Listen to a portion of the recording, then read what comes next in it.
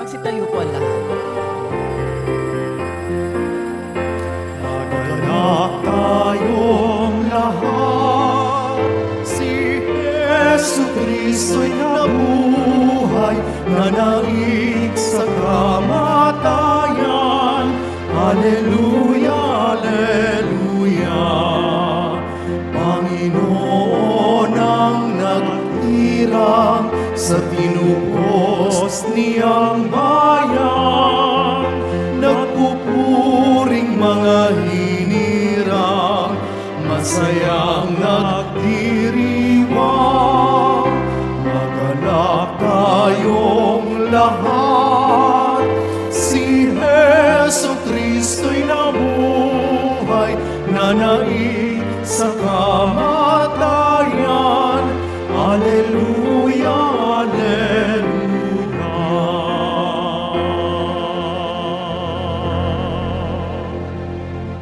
Sa ngalan ng Ama at ng Anak at ng Espiritu Santo, Amen. sumainyo ang Panginoon. At sumaiyo rin. Mga kapatid, tinipon tayo bilang kaanib ng angkan ng Diyos. Kaya dumulog tayo sa mawaing Panginoong nagpapatawad ng lubos. Sinugong tagapagpagaling sa mga nagsisisi, Panginoon, kaawaan mo kami. Panginoon, kaawaan mo kami. Dumating na tagapag-anyayang mga makasalanay magsisi, Kristo, kaawaan mo kami. Kristo, kaawaan mo kami. Nakaluklo ka sa kanan ng Diyos Ama para ipamagitan kami. Panginoon, kaawaan mo kami. Panginoon, kaawaan mo kami. Kaawaan tayo ng makapangyarihang Diyos, patawarin tayo sa ating mga kasalanan at patnubayan tayo sa buhay na walang hanggan. Amen. Manalangin tayo. Ama naming makapangyarihan, pinahintulutan mong kami maging dapat lumigaya kapag ang iyong anak ay nagpakita. kasama ng mga banal sa piling niya, pakundangan sa aming pagdiriwang na masaya, sa pagkabuhay niyang amin ngayong sinasamba. Sa pamamagitan niya kasama ng Espiritu Santo, magpasawalang hanggan. Amen. Magsiupo muna ang lahat. Pagbasa mula sa mga gawa ng ang mga apostol. Noong mga araw na iyon, ang mga naghatid kay Pablo ay sumama sa kanya hanggang sa Atenas. Pagkatapos, nagbalik sila sa Berea. Taglay ang bili ni Pablo kina Silas at Timoteo na sumunod sa lalong madaling panahon. At si Pablo ay tumayo sa harap ng kapulungan ng Areopago at nagsalita, "Mga taga-Atenas, napapansin kong buhos na buhos ang inyong kalooban sa reliyon, sapagkat sa paglalakad ko sa lungsod at sa pagmamasid sa mga sambahan ninyo, nakakita ako ng isang dambanang may nakasulat na ganito, sa Diyos na hindi nakikilala. Ang inyong sinasamba kahit hindi ninyo kilala, ang siya kong ipinahayag sa inyo. Ang Diyos na gumawa ng sanlibutan at ng lahat ng naroroon ang siyang Panginoon ng langit at lupa. Kaya't hindi siya tumatahan sa mga templong ginawa ng tao. Hindi siya nangangailangan ng anuman, kaya siya pinaglilingkuran ng tao. Sapagkat siya ang nagbibigay ng buhay, hininga at ng lahat ng bagay sa sangkatauhan. Mula sa isa'y nilikha niya ang lahat ng lahi sa balat ng lupa. Itinakda niya ang kanya-kanyang panahon at hangganan. Ginawa niya ito upang hanapin nila ang Diyos. Baka sakaling sa kanilang pag-aapuhap ay matagpuan siya. Ang totoo, hindi naman siya malayo sa bawat isa sa atin, sapagkat hawak niya ang ating buhay, pagkilos at pagkatao. Tulad ng sinabi ng ilan sa inyong mga makata, tayo nga'y mga anak niya. Yamang tayo'y mga anak ng Diyos, huwag nating akalain na siya ay tulad ng larawang ginto, pilak o bato na pawang likha ng isip at kamay ng tao. Mahabang panahong di pinansin ng Diyos ang di pagkakilala sa kanya ng tao, ngunit ngayoy iniuutos niya na magsisi sila talikdan ang kanilang masasamang pamumuhay. Sapagkat itinakdanan niya ang araw ng paghuhukom sa sanlibutan at ito'y buong katarungan niyang gagawin sa pamamagitan ng kanyang hinirang. Pinatunayan niya ito sa lahat nang buhayin niyang muli ang taong iyon. Nang marinig nila ang sinabi ni Pablo tungkol sa muling pagkabuhay, tinuya siya ng ilan, ngunit sinabi naman ng iba, ibig namin kayong mapakinggan uli tungkol dito. At umalis doon si Pablo. May ilang sumama sa kanya at sumampalataya sa Diyos. Kabilang dito si Dionisio, na isa sa mga bumubuo ng kapulungan ng Areopago. May sumama ring babaeng nagngangalang Damaris at mga iba pa. Pagkatapos, umalis si Pablo sa Atenas at nagtungo sa Corinto. Ang salita ng Diyos. Salamat sa Diyos.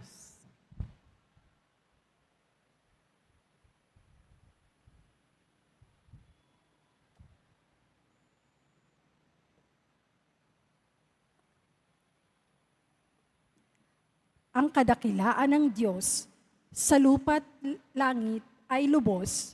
Ang kadakilaan ng Diyos sa lupa't langit ay lubos. Purihin ang Diyos nitong kalangitan. Kayo sa itaas, siya'y papurihan. Ang lahat ng anghel, magpurit magdiwang, kasama ang hukbo, roong karamihan. Ang kadakilaan ng Diyos sa lupa't langit ay lubos. Pupurihin siya ng lahat ng tao, hari at prinsipe, lahat ng pangulo, babae't lalaki, mga kabataan, matatandang tao't kaliit-liitan. Ang kadakilaan ng Diyos sa lupa't langit ay lubos. Sa ngalan ng Poon, lahat ay magpuri. Ang kanyang pangalay, pinakamaigi. Sa langit at lupay, walang kasimbuti. Ang kadakilaan ng Diyos sa lupa't langit ay lubos. Siyang nagpalakas sa sariling bansa, kaya pinupuri ng piniling madla. Ang bayang Israel, mahal niyang lubha. Ang kadakilaan ng Diyos sa lupa't langit ay lubos. Magsitayo na po ang lahat.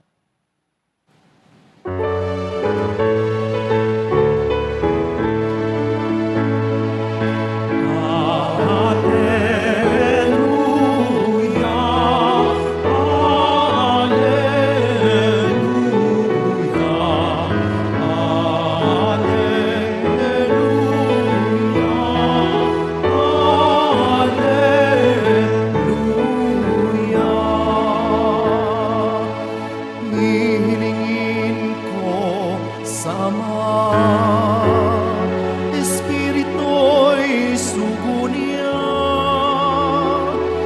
upang sumayin niyo tuwi na.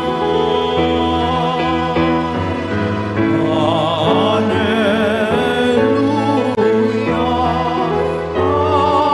Alleluia,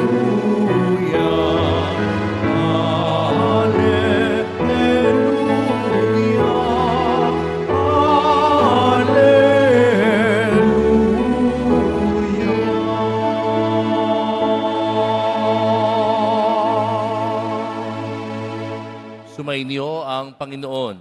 At sumaiyo rin. Ang mabuting balita ng Panginoon ayon kay San Juan. Papuri sa iyo, Panginoon. Noong panahong iyon, sinabi ni Jesus sa kaniyang mga alagad, "Marami pa akong sasabihin sa inyo, ngunit hindi pa ninyo kayang unawain ngayon. Pagdating ng Espiritu ng Katotohanan, tutulungan niya kayo upang maunawaan ninyo ang buong katotohanan, sapagkat magsasalita siya hindi sa gahan ng kaniyang sarili.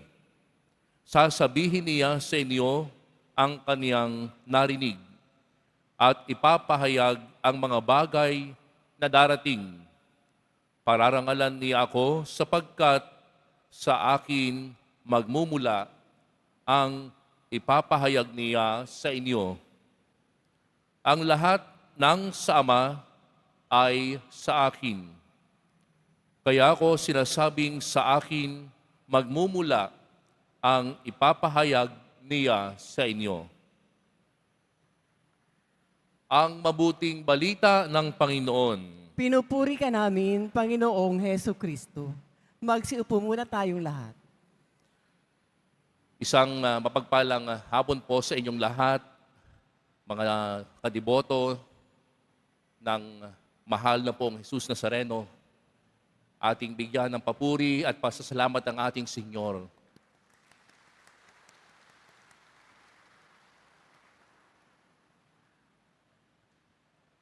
Kung napansin po ninyo ang mga tema ng ating mga pagbasa sa mga nakaraang araw, ito po ay halos tumutukoy na po sa pag-akyat ng Panginoong Jesus sa langit at pagdating ng Espiritu Santo. Kaya nga mga kapatid, tila ba inihahanda tayo ng mga pagbasa sa mga magaganap sa mga darating na mga linggo. Kung inyo pong napakinggan ang ating ebanghelyo, ayon kay San Juan, John 16, 12 to 15, narinig po natin yung sinabi ni Jesus, "Marami pa akong sasabihin sa inyo, ngunit hindi pa ninyo kayang tanggapin ngayon. At kapag dumating na ang Espiritu ng Katotohanan, gagabayan niya kayo sa buong katotohanan." Ano ba yung ginagawa sa atin ng Espiritu Santo?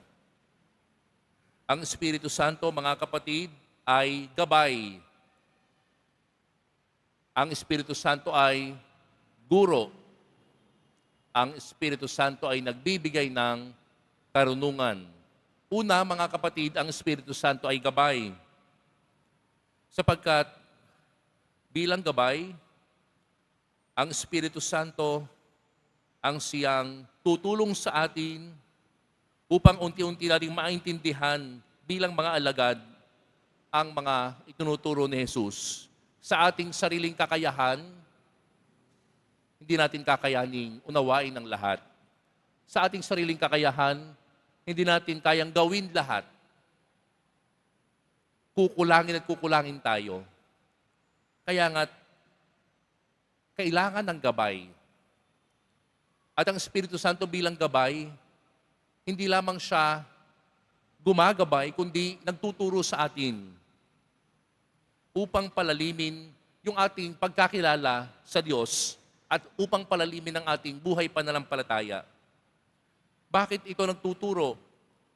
Sapagkat ito ay nagdadala ng liwanag ng pag-unawa. Nagbibigay sa atin ng lakas ng loob upang harapin ang mga pagsubok ng buhay. Nagbibigay sa atin ng kakayahang umibig. Nagbibigay sa atin ng kakayahan na mamuhay sa katotohanan. Ang Espiritu Santo ay nagtuturo sa atin kung ano yung tama. Kaya nga mga kapatid, kahit mahirap tanggapin kung minsan, kahit hindi ito yung trend sa mundo, we have to follow the promptings of the Holy Spirit. Sundin natin kung ano yung ibinubulong sa atin at ginagabay sa atin ng Espiritu Santo. Ang Espiritu Santo ay gabay at guro. Ito'y nagbibigay din ng karunungan. At ito ay ating nasaksiyan sa ating unang pagbasa. Sina Pablo ay nangangaral sa Athens, sa Atenas. At napansin ni San Pablo na yung mga taga-Athens, marami silang sinasamba. At may isa doon na unknown God ang nakalagay. At nakita ni Pablo, yun ang opportunity para ituro niya ang tungkol sa Diyos. At sinabi niya na itong unknown God na ito, ipinakilala niya. Alam niyo ba na itong unknown God, ito yung Diyos na hindi gawa sa kamay ng tao, na hindi naninirahan sa templong gawa ng tao. Ginamit niya ang karunungan mula sa Espiritu Santo upang ipahayag ang mabuting balita. Kaya nga't narinig natin, anong sabi ni Pablo?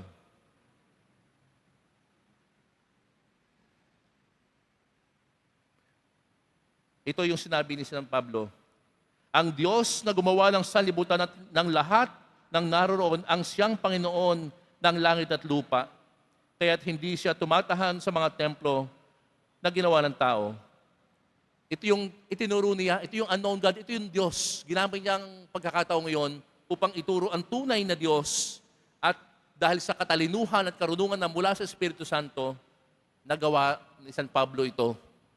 At ito yung oportunidad upang ang mga tao ay bigyan ng mabuting balita. May mga naniwala at mayroong mga hindi naniwala sa muling pagkabuhay. Mga kapatid, ganoon din ang ating karanasan. Minsan may mga naniniwala sa atin. Minsan may mga taong ayaw maniwala sa atin. Subalit tinuturuan tayo ng ating pagbasa ngayon sa pamamagitan ni San Pablo na huwag ka magpo-focus sa mga rejections. Mag-focus ka sa mission. Do not focus on the rejection. Focus on your mission. Sa mission mo. Na ano? To share the good news to others. Minsan ayaw kang pakinggan ng ibang tao kahit pinapayuhan mo ng maganda. Minsan sasabihin nila, alam ko na yan. Sino ka ba para magturo sa akin yan? Kahit nire-reject ka minsan, ituloy mo. May ibang magre-reject, pero time will come, may mga taong tatanggap din sa ibinabahagi mo. Some will, some won't. So what? Someone else is waiting. Mga kapatid, sa pagpapatuloy ng ating banal na misa, huwag nating kakalimutan ang mga ginagampanan sa ating buhay ng Espiritu Santo. Ang Espiritu Santo ay gumagabay, ang Espiritu Santo ay guro, at ang Espiritu Santo ay nagbibigay sa atin ng karunungan upang maisabuhay natin ang pagiging tagasunod ni Jesus Nazareno. Kaya nga mga kapatid, hilingin natin sa Panginoon na ating pakinggan ang Espiritu Santo sa ating puso. Hilingin natin na tayo ay maglakad sa liwanag ng Espiritu Santo sa ating buhay. Magpakababa tayo at hayaan nating tayo'y bigyan ng karunungan at turuan na maging mabuting Kristiyano sa lahat ng aspeto ng buhay natin.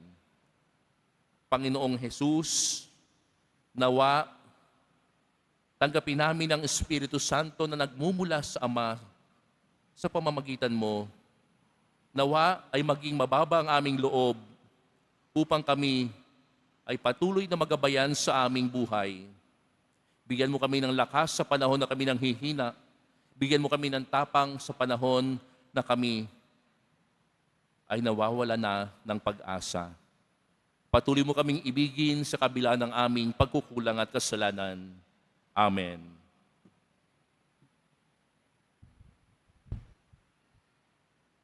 Magsitayo na po ang lahat.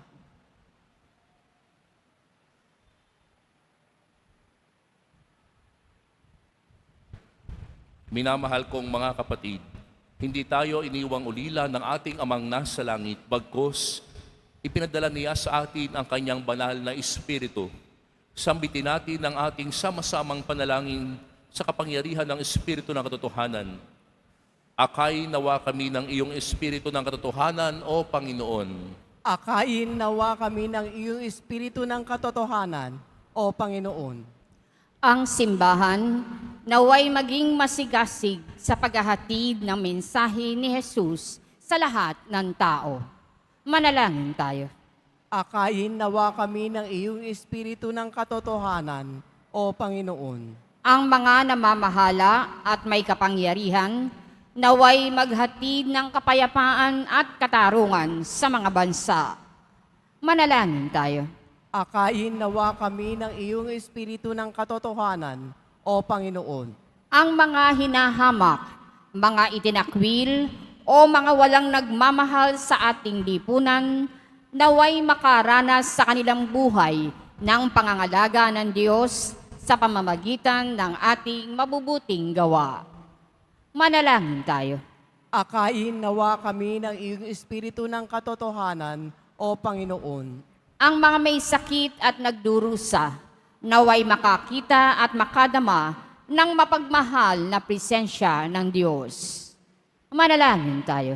Akayin nawa kami ng iyong Espiritu ng katotohanan, O Panginoon. Ang mga namayapa, naway muling buhayin alang-alang sa muling pagkabuhay ng Panginoon.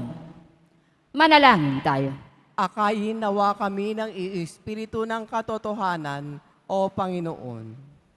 Panginoon, loobin mong lalo pang ihayag sa amin ng banal na Espiritu ang mga katotohanang inihayag ni Jesus na namubuhay na kasama mo ngayon at magpas sa walang hanggan. Amen.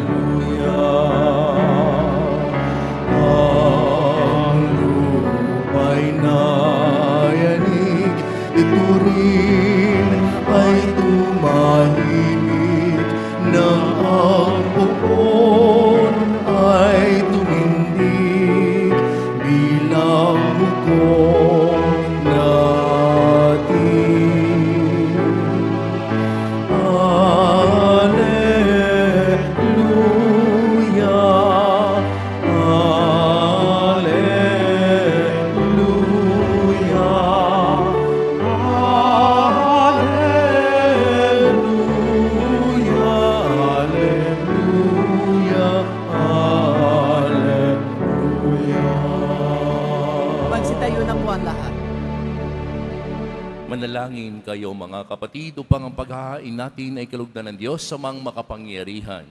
Tanggapin nawa ng Panginoon itong paghahain sa iyong mga kamay, sa kapurihan niya at karangalan, sa ating kapakinabangan at sa buong sambayanan niyang banal. Ama naming lumikha, sa paghahain ng banal na pagpapalitan ng iyong mga kaloob at ng aming alay, kami pinapagsalo mo sa iyong buhay na namumukod tangi at walang kapantay. Ipagkaloob mong ang aming pakikinabang sa iyong pakikisamang aming maaasahan ay siya ring umiral sa aming pamumuhay araw-araw sa pamamagitan ni Jesucristo kasama ng Espiritu Santo magpasawalang hanggan. Amen. Sumainyo ang Panginoon. At sumaiyo rin. Itaas sa Diyos ang inyong puso at diwa. Itinaas na namin sa Panginoon. Pasalamatan natin ang Panginoong ating Diyos. Marapat na siya ay pasalamatan. Ama naming makapangyarihan, tunay ngang marapat na ikaw ay aming pasalamatan. Ngayong ipinagdiriwang ang paghahain ng Mesiyas, ang maamong tupa na tumubos sa aming lahat. Naghahaing walang humpay ang anak mong minamahal upang magkasalo-salo ang tanan sa piging ng iyong buhay. Hindi na mamamatay ang inihain sa krus. Ang sa krus ipinakoy, buhay lagi bilang handog. Kaya kaisa ng mga anghel na nagsisiawit ng papuri sa iyo nang walang humpay sa kalangitan, kami nagbubunyi sa iyong kadakilaan. Santo, Santo, Santo, Panginoon Diyos ng mga hukbo, napupuno ang langit at lupa ng kadakilaan mo. O sana sa kaitaasan, pinagpala ang naparirito sa ngalan ng Panginoon. O sana sa kaitaasan, magsiluhod po ang lahat. Ama naming banal, ikaw ang bukal ng tanang kabanalan, kaya't sa pamamagitan ng iyong Espiritu, gawin mong banal ang kaloob na ito upang para sa aming maging katawan at dugo ng aming Panginoong Hesukristo. Bago niya pinagtiis ang kusang loob na maging handog, hinawakan niya ang tinapay, pinasalamatan kaniya, pinaghati-hati niya iyon, iniabot sa kanyang mga alagad at sinabi, "Tanggapin ninyong lahat ito at kanin. Ito ang aking katawan na ihahandog para sa inyo."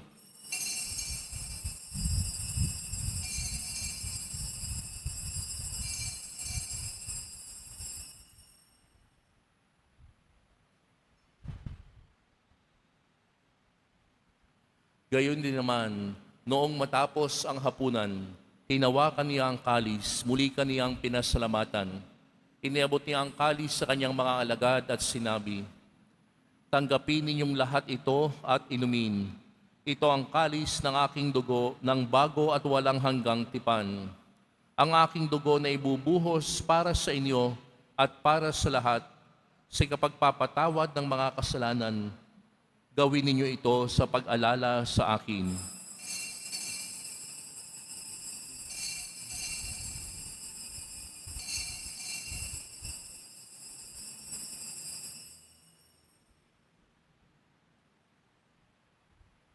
Magsitayo na po ang lahat. Ipagbunyi natin ang misteryo ng pananampalataya. Si Kristo'y namatay, si Kristo'y nabuhay, si Kristo'y babalik sa wakas ng panahon. Ama, ginagawa namin ngayon ang pag-alala sa pagkamatay at muling pagkabuhay ng iyong anak. Kaya't iniaalay namin sa iyo ang tinapay na nagbibigay buhay at ang kalis na nagkakaloob ng kaligtasan. Kami nagpapasalamat dahil kami iyong minarapat na tumayo sa harap mo para maglingkod sa iyo. Isinasamo namin kaming magsasalo-salo sa katawan at dugo ni Kristo ay mabuklod sa pagkakaisa sa pamamagitan ng Espiritu Santo. Ama, lingapin mo ang iyong simbahang laganap sa buong daigdig. Puspusin mo kami sa pag-ibig, kaisa ni Leon na aming Papa at ni Jose na aming Obispo at ng Tanang Kaparian. Alalahanin mo rin ang mga kapatid naming nahimlay nang may pag-asang sila'y muling mabubuhay, gayon din ang lahat ng mga pumanaw. Kaawaan mo sila at patuloyin sa iyong kalunagan. Kaawaan mo at pagdapatin kaming lahat na makasalo sa iyong buhay na walang wakas. Kaisa ng mahal na Birheng Maria na ina ng Diyos, ng kabiyak ng puso niyang si San Jose, kaisa ng mga apostol at ng lahat ng mga banal na namuhay dito sa daigdig ng kalugod-lugod sa iyo, maipagdiwang nawa namin ang pagpupuri sa ikararangal mo sa pamamagitan ng iyong anak na aming Panginoong Heso Kristo. Sa pamamagitan ni Kristo, kasama niya at sa Kanya, ang lahat ng parangal at papuri ay sa iyo, Diyos amang makapangyarihan, kasama ng Espiritu Santo, magpa sa walang hanggan. Amen. Sa tagubili ng mga nakagagaling na utos at turo ni Jesus na Panginoon natin at Diyos, ipahayag natin ng lakas loob. Ama namin, sumasalangit ka. Sambahin ang ngalan mo. Mapasa amin ang kaharian mo. Sundin ang loob mo dito sa lupa para nang sa langit. Bigyan mo kami ngayon ng aming kakanin sa araw-araw. At patawarin mo kami sa aming mga sala para nang pagpapatawad namin sa nagkakasala sa amin. At huwag mo kaming ipaintulot sa tukso at iadya mo kami sa lahat ng masama. Hinihiling namin kami iadya sa lahat ng masama, pagkalooban ng kapayapaan araw-araw, iligtas sa kasalanan at ilayo sa lahat ng kapahamakan, samantalang aming pinananabikan ang dakilang araw ng pagpapahayag ng tagapagligtas naming si Heso Kristo. Sapagkat iyo ang kaharian at ang kapangyarihan at ang kapurihan magpakailanman. Amen. Panginoong Heso Kristo, sinabi mo sa iyong mga apostol, kapayapaan ang iniiwan ko sa inyo, ang aking kapayapaan ang ibinibigay ko sa inyo. Tunghayin mo ang aming pananampalataya at huwag ang aming pagkakasala. Pagkalooban mo kami ng kapayapaan at pagkakaisa ayon sa iyong kalooban, kasama ng Espiritu Santo magpasawalang hanggan. Amen. Ang kapayapaan ng Panginoon ay laging sumainyo. At sumaiyo rin. Magbigayan kayo ng kapayapaan sa isa't isa. Kordero ng Diyos na nag-aalis ng mga kasalanan ng sanlibutan, maawa ka sa amin. Kordero ng Diyos na nag-aalis ng mga kasalanan ng sanlibutan, maawa ka sa amin. Kordero ng Diyos na nag-aalis ng mga kasalanan ng sanlibutan, ipagkaloob mo sa amin ang kapayapaan. Magsiluhod po ang lahat.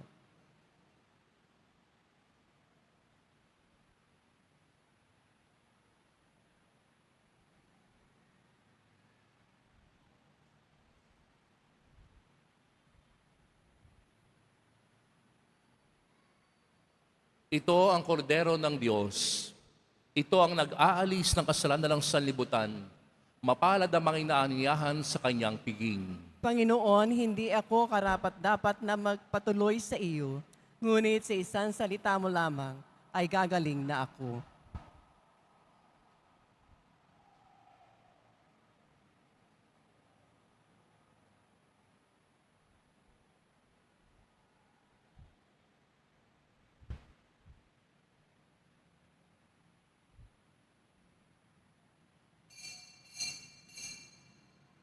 Para sa lahat ng tatanggap ng banal na komunyon, sasagot po tayo ng amin pagkasabi ng pari o ng lay minister ng katawan ni Kristo at isubo agad sa bibig bago umalis sa harapan ng pari o lay minister.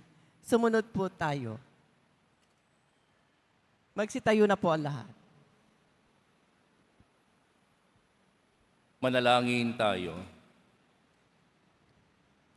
Ama naming mapagmahal, manatili kang kapiling ng iyong sambayanan, na ngayoy pinapakinabang mo sa iyong sariling buhay at gawin mong kami pasulong na makahakbang mula sa dati naming pagkamakasalanan patungo sa pagbabagong nagdudulot ng iyong kabutihan sa pamamagitan ni Jesucristo kasama ng Espiritu Santo magpasawalang hanggan. Amen. Sumainyo ang Panginoon. At sumaiyo rin. Mahal na pong Jesus Nazareno, inihayag mo sa pamamagitan ng krus ang walang maliw na pag-ibig ng Diyos sa sangkatauhan. Pakinggan mo ang kahilingan, lalo na para sa mga nangangailangan ng iyong tulong at awa. Makamtan nawa namin ang iyong kasagutan na may utang na loob na tinatanaw. Basbasan din po ninyo itong mga imahen at dasalan upang lalo kaming manalangin at magtiwala Sa pamamagitan ng bendisyon na ito, naway lalo kaming maging mapaglingkod, masunurin at tapat sa iyo na aming maluwalhating Panginoon, magpa sa walang hanggan. Amen. Pagpalain kayo ng makapangyarihang Diyos, Ama at Anak at Espiritu Santo. Amen.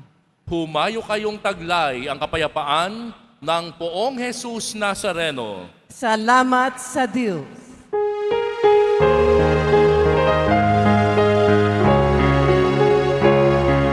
Cristo Padre Jesus Nazareno, sinasamba